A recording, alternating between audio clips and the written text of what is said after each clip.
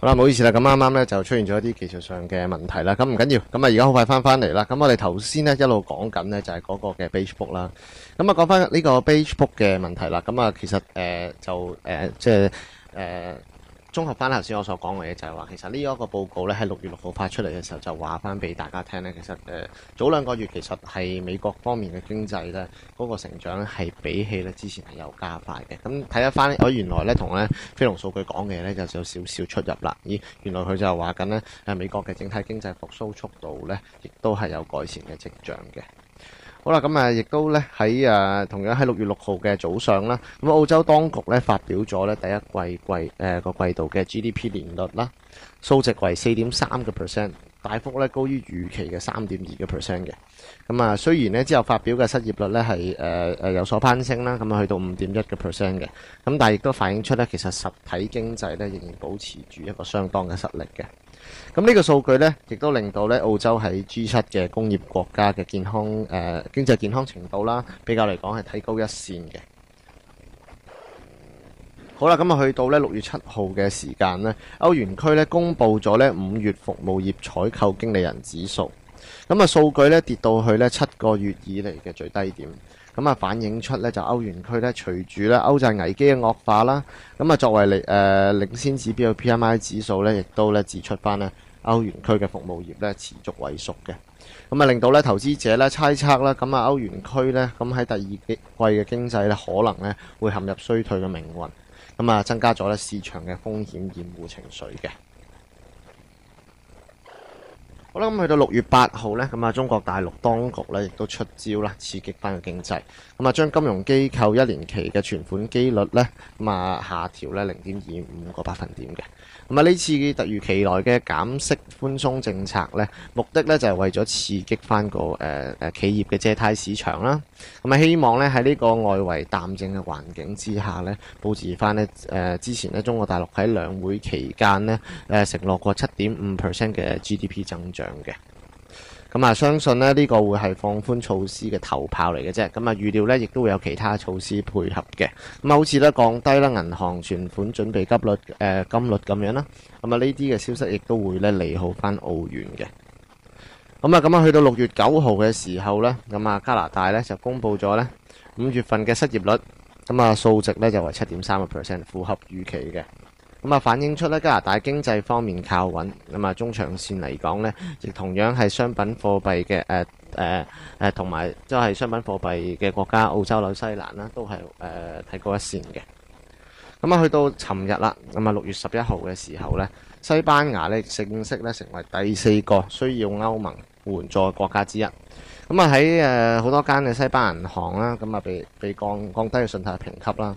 咁喺上週末嘅歐元區財長嘅緊急電話會議之後呢，亦都同意咧向西班牙銀行咧提供最多1000億嘅歐元援助貸款嘅。咁呢啲亦都係符合翻早前咧唔同嘅評級機構啦預測西班牙嗰個嘅援助基金嘅個資金量嘅需要嘅。咁喺消息公布咗之後咧，好快又被呢啲避險情緒掩蓋咗啦。非美咧當時候咧亦都係好快嘅貨幣市場好快消化咗呢個消息啦。咁其實睇得出咧就話市場期望翻咧就係一啲更加實質嘅措施咧，去安撫翻而家市場一個驚恐嘅情緒嘅。好啦，咁嚟緊呢一個星期又有啲乜嘢重要嘅消息咧？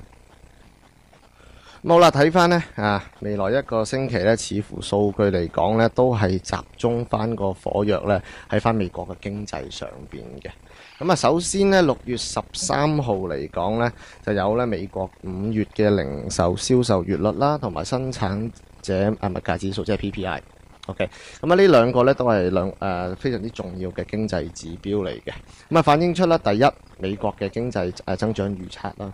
因為睇翻咧美國嘅本身消費嗰部分啦，佔咗成60%嘅比率嘅。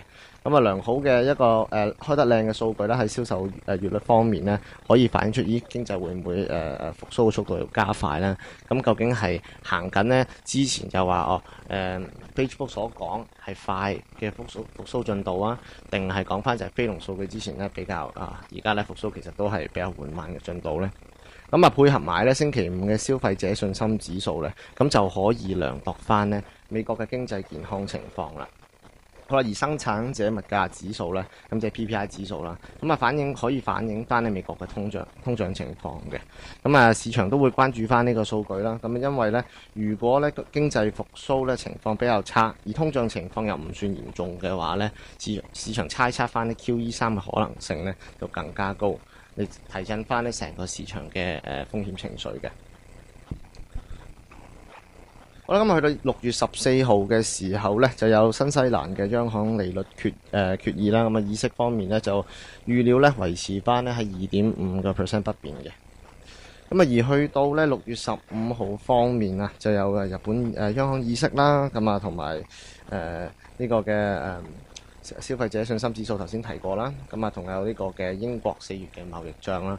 咁其實值得一提咧，就會係6月15號咧，日本央行議息完咗之後咧，咁睇翻就話會唔會擴大翻咧嗰個嘅購買資產嘅規模啦，咁嚟到咧推翻高咧美元對日元嘅匯價嘅。OK， 呢個就係大家都會比較關注少少㗎啦。咁但係當然啦，仲有一個可能大家其實基本上都呢幾個星期嚟講喺個媒體上邊啦，都會聽到啦，就係關於咧呢個嘅6月17號啦，希臘嘅大選方面嘅。咁如果希臘大選方面嗰度出咗之後咧，下個星期咧嗰個情況又會好唔同㗎啦。咁所以變咗咧，我哋一間咧亦都會睇翻咧好多就話，個市場咧似乎比較觀望少少啦。咁啊，頭先咧講咗好多啦，關於咧一啲嘅基本分析啦。咁其實如果大家想知多啲嘅話咧，亦都可以參加翻我哋喺中環啦，同埋尖沙咀辦事處嘅講座嘅。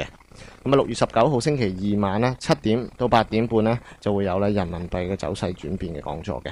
咁而喺6月20號咧星期三下午1點到2點嘅時候咧就會有外匯基本分析嘅講座嘅。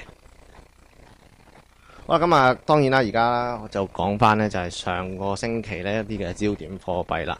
咁啊，上個星期呢，就Jasper 同大家講翻呢就係黃金嘅。OK，咁啊，黃金呢之前嚟講係點樣睇呢？嗱，首先呢，我呢個講法就會同大家呢就翻去之前啦，2011年嘅時候睇翻金嘅走勢，因為其實同今年呢個走勢呢比較唔同嘅喎。咁2011年金價走勢又點樣呢？2011年嘅時候咧，升勢咧就比較凌厲啲啦。咁你睇到咧，由最低嘅1307嘅4毫5咧，就升到最高嘅1920。OK， 咁啊去到差唔多年尾嘅時候咧，八月嘅時候咧，做一個雙頂啦。咁啊之後咧回落翻落嚟噶啦。咁啊今年12年金價走勢有啲咩咧？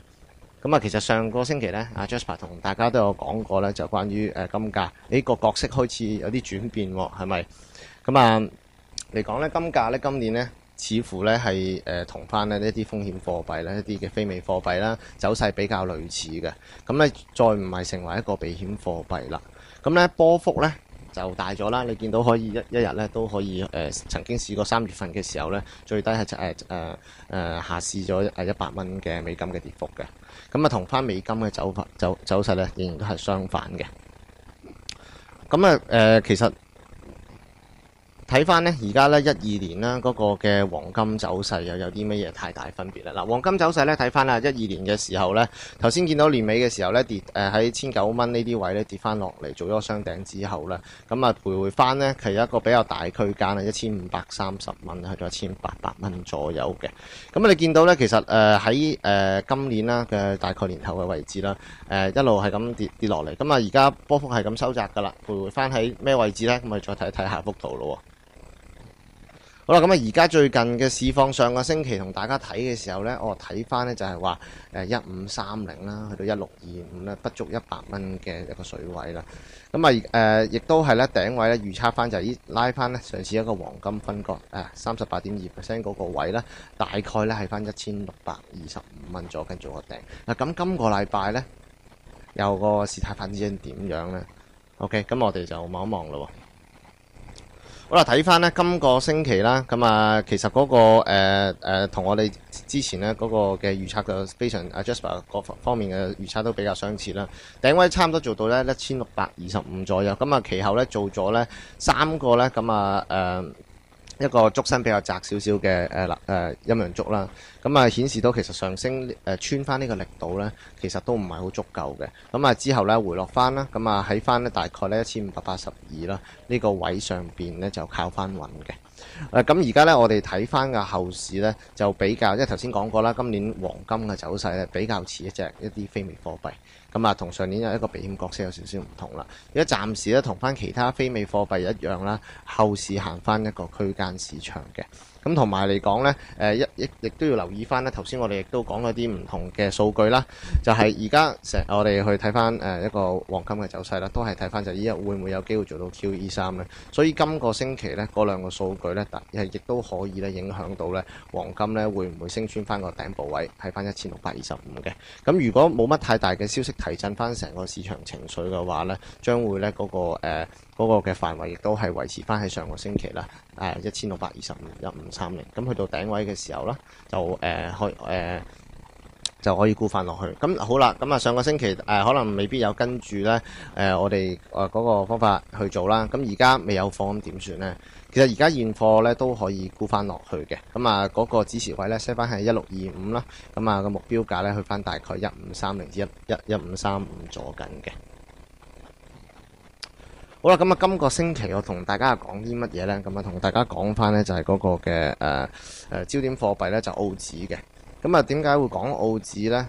嗱，澳紙方面嗱，其實咧而家嗰個非美貨幣方面咧，全部都行緊區間㗎啦。咁但係咧，我哋如果今個星期要揀一啲比較機會比較多嘅貨幣咧，就揀翻澳紙啦。咁啊，第一啦，其實佢之前即係減息嘅力度都好強勁嘅。咁而家大家睇對翻澳洲啊，本身減息嘅預期咧就會降翻低，相對講翻低少少啦。咁啊，息口咧相對亦都係比較高嘅。嗱，睇翻下邊啦，個央行利率方面啦，咁啊其實澳元咧 keep 穩咧都係翻3.5厘左右嘅。咁啊其他嘅央行利率咧都係比較低啦。咁所以變咗咧如果喺翻高息貨幣入邊咧，澳紙仍然係佔優嘅。咁啊，經濟數據做好啦，記得我頭先講啦，6月6號嘅時候咧，個 GDP 都係跑贏咗大市嘅預期嘅。咁所以變咗咧，其實相對嚟講咧。OK， 咁啊，雖然受到外圍因素就拖累非美係咁下跌啦，咁但係相對嚟講咧，澳紙咧嗰個經濟嗰個成績表出得比較靚，咁啊相對嚟講個經濟實力比較堅挺少少嘅，咁啊從而影響到匯價啦，就會比較相對嚟講咧比較穩陣少少啦。好啦，咁啊睇翻咧澳紙咧最近咧半年嘅走勢先啦。嗱，咁啊，其實今年一路以嚟咧就一路跌啦，澳紙咁啊，大家都好中意做澳紙咁啊，通常好多人都會中意問啦，咁而家係咪應該買翻回調咧？嗱，首先咧，大家睇到幅圖啦，差唔多咧去到呢度就2、3月呢啲位咁，之後咧4月份嘅時候係咁跌落嚟噶啦，咁咧大家就咁睇幅圖就基本上見到咧都未停啦，嗰個跌勢。咁而家咧我哋嗰個處於個位咧就係大概喺呢一度嘅 ，OK 咁啊。而家嘅走勢似係咩咧？比較似咧之前咧區間咗一段時間啦。OK， 咁啊差唔多約莫係4月零5月嘅時間啦。咁啊行緊呢一個比較可能係大概咧200點左右嘅區間市場。咁啊代唔代表而家嗰個嘅市場咧就已經係跌完咧？咁啊未必嘅。咁你見到其實之前呢個區間市場完咗之後咧，亦都做咗個突破啦，一直係咁樣跌翻落嚟嘅。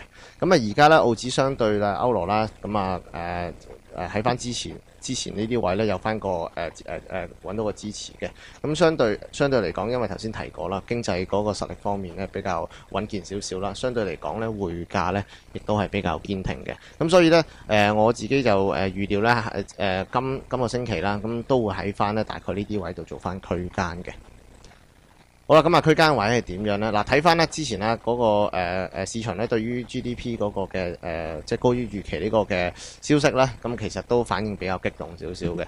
咁啊睇翻6月6號啦，呢一支嘅蠟燭啦，咁一支就鏟咗上去噶啦。咁啊去翻頂位咧，約莫喺翻1船嘅位嘅。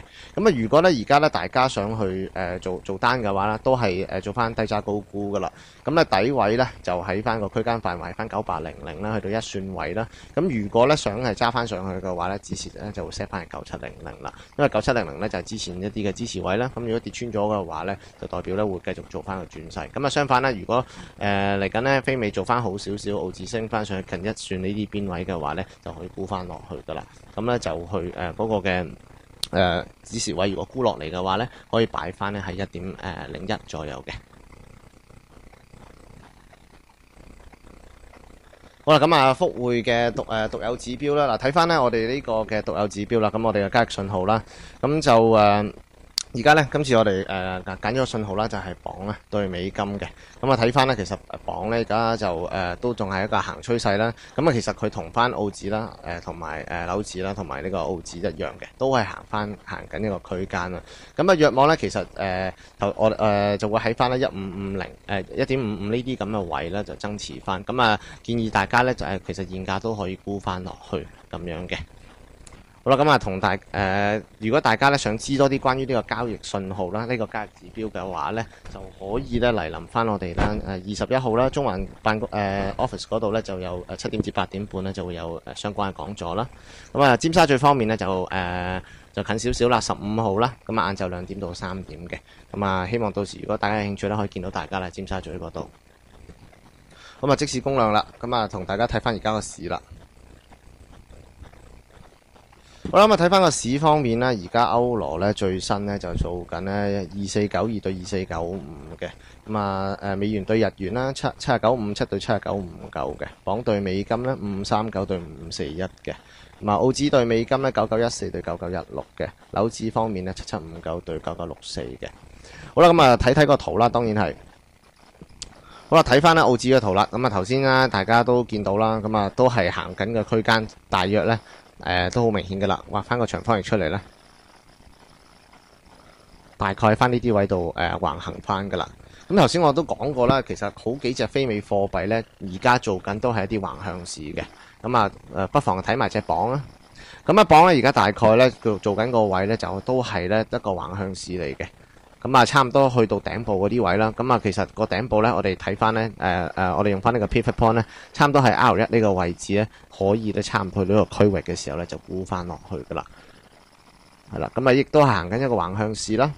咁啊，再睇埋歐羅對美金啦。但歐羅對美金有少少唔同嘅，因為點解咧？嗱，睇翻咧頭先澳紙咧，嗱澳紙嚟講咧呢個位咧揾到支持位啦。咁但係相對翻嚟講咧，歐羅咧。其實已經係穿咗位噶啦，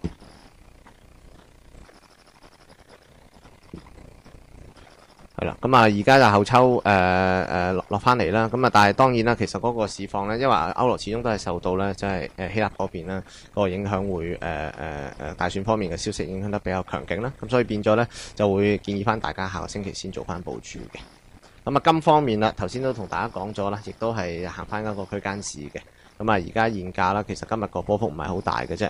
咁講緊個波幅咧，都係大概96去到85，咁啊差唔多10蚊左右嘅啫。咁咧，相信嚟講咧，而家金啦，同埋其他嘅非美貨幣啦，都會一路咧行翻個區間市，直到咧可能我哋今日頭先講翻咧一啲其他嘅數據公佈咗之後，會唔會刺激翻嗰個市場嘅一啲嘅風險胃納啦，令到見翻個市會唔會有啲突破咁樣嘅？咁啊，最後啦。咁啊，睇埋隻紐紙啦。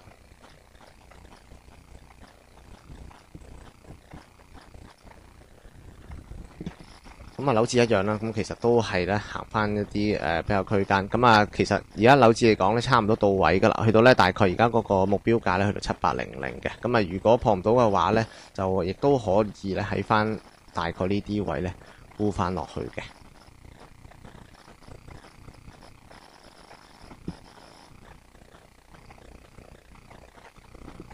OK，咁啊，其實今日咧個我哋呢個網上廣播啦，咁啊差唔多啦。咁如果到時有咩問題嘅話咧，可以發翻電郵俾我啦。咁啊，或者打翻24小時熱線21190116，同我哋公司同事聯絡翻嘅。OK，咁啊，多謝晒大家。